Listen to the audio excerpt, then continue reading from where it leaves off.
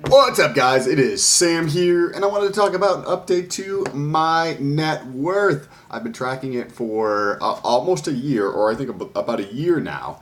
And as you could probably tell by the title, my assets went down and my liabilities went up. That means my net worth shrunk and went more negative. But before I get into any of that, this is your first time here, my name is Sam. What's up? And if you're returning, it's good to freaking see you.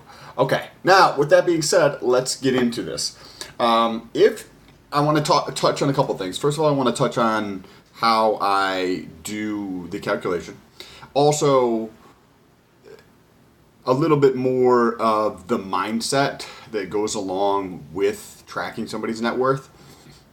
And then at the end, I get into the specific variables that actually affected the net worth negatively and where I see things going forward. So let's start with the calculation. So it's super simple. If you had any accounting, or basically if you had two fingers and you could Google, your net worth is going to be all of your assets minus all of your liabilities. So I personally do not include my computer, any crap in my apartment, my car, any clothes. Some people really try to push the limit by including those things, which it's not right or wrong. I just choose personally not to include those things. If somebody includes their car, I could see the car being included in something with, some type of a depreciation expense on the asset every month. So say if your car is worth $10,000, you could take off, I don't know, depending on how much you drive, you could factor how many, you could use the IRS's number that you can write off, and you can factor in the number of miles. So if you rode 1,000 miles on your car per month, you could factor in like 50% of what the IRS allows as a write-off, because that includes gas as well as depreciation and maintenance. So if it's 54 cents per mile and you did, say, 1,000 miles, you could do, bring down the value of a car for $10,000 down like $200 or $300 or something like that. So every month that asset goes down in value. I could see that. That would be something that I could potentially do myself, except for my car's just like a POS, and I just don't think I'm going to include it. When I go through and do sell it or something, I'll just get a little bit of a bump for the $500 I get for it. And I go through and I put everything. So I've got a brokerage account. I'll just list off the assets. The brokerage account, a couple savings accounts, multiple, I think I have 3 or 4 checking accounts, a 401k, there's a business endeavor on there, and then the house value for the house in Florida. And then the liabilities are student loans, credit cards, and mortgages. Oh, mortgage. And now I wanted to briefly touch on like the mindset that goes behind something like this. If you've ever had the thought that you wanted to retire early, right? Like whatever job you're doing, and you're like, I don't want to do this in perpetuity, and you would like to retire early, whether retiring early for you means 60 or 55, the only way that happens is with you actually paying attention to what is going on with your money. So going through the exercise of tracking your net worth, you get to see how you're spending your money and what you're spending your money on. And if you want to actually be able to retire early, you have to be able to pay attention to these things. Ignorance is not fucking bliss if you're trying to retire early. If you're trying to reach a goal and you just don't pay attention to it, like, do you have any actual belief that that is going to come to fruition?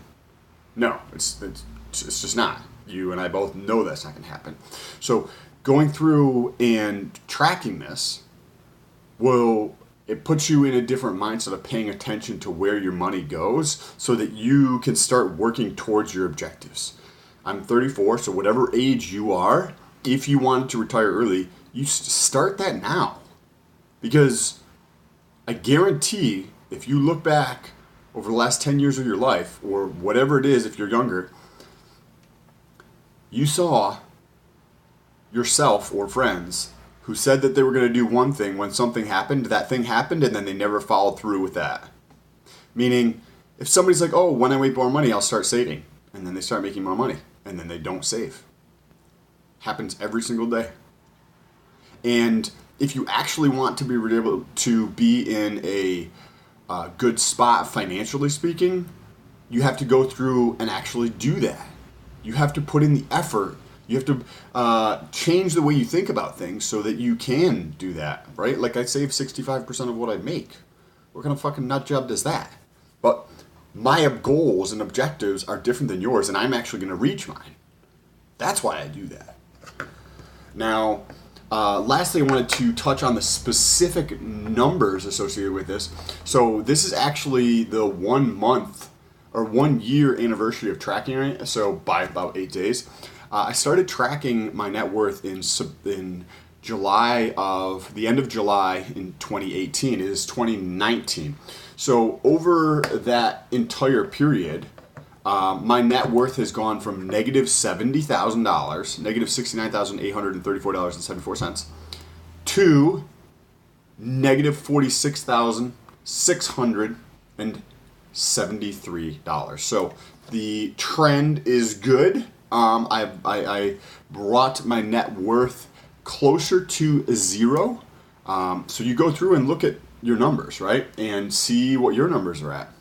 And then look for the direction, right? The assets actually decreased in value by 21%, and liabilities increased by 1.9%, which means that if net worth is assets minus liability, and then assets get smaller and liabilities get bigger, net worth gets smaller. So last time I measured at the beginning of May, I was negative $11,500. So close to zero for my net worth. What had the big impact from May to almost the end of July, today is the 22nd, is that there's two things. Business endeavor that lost a little bit, but not just a couple grand. But the house in Florida, I'm just using to try to be independent using the Z estimate when I grab this. So I'll just grab the Z estimate off of Zillow and use that. So I believe that that's actually a conservative number based on all the work that's been done on the property, going through replacing all the windows, going through and doing some construction on the inside, adding a kitchen and whatnot, adding a shower. So the property value, I think, is significantly higher than what the Z estimate comes out to be on Zillow. However, I'm just going to be using that. I have a partner on it, so it is that value divided by 2. And then the mortgage I capture on the bottom half. So I don't do equity. I don't do like the amount the property's worth minus the equity and then take half of that. I do that, but in a roundabout way in 2 steps. So I put down the property value and then I take half of that. And then I put down the mortgage under liabilities and I take half of that. So that went down by like $26,000. I think that there was probably a couple of sales that were just very cheap in the area. The properties in Clearwater, Florida. Not a big concern, but I think those are the things that cause obviously large fluctuations in net worth. So that had the biggest impact. That had almost a 26% decrease in the value of the property. So that is pretty tremendous. Let's see what else. And that was basically it. The other things there was a couple other assets that changed marginally by a couple $100, positive or negative. So those kind of had a wash. But the primary thing was the business endeavor with several $1,000s, and the biggest impact was the house for the asset side. Now, in terms of the liability side, the biggest impact was the student loans. They went up by about $1,500. The mortgage went down, but the mortgage went down by, maybe $300.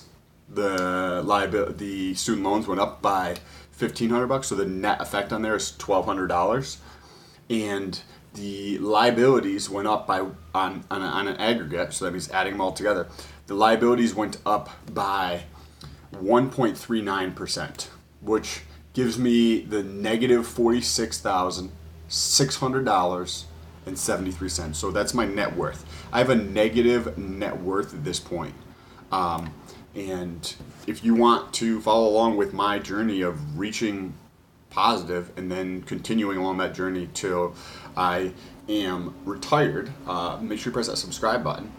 And I will document the journey as I go along, both in terms of my net worth, also in the other videos that I do, how I am doing that. I want to show you this last chart here. This chart represents the change in my net worth. This was $69,000 here 1 year ago, and you can see that there has just been a steady decrease in my total liabilities here, or my net worth. This is the zero line, right? So this is zero net worth. So I was getting very, very close, and then between the business thing and the house, the negative, I got a big spike in terms of the negative net worth. If you guys have any questions about any of this stuff, leave them down below. If you found any value in this video, press that thumbs up button. It really does help with the channel. It tells YouTube to show this video to more people, and I would appreciate that. If you found any value in it, maybe somebody else would, so just press that thumbs up button. Appreciate you guys. Have a great day. Peace.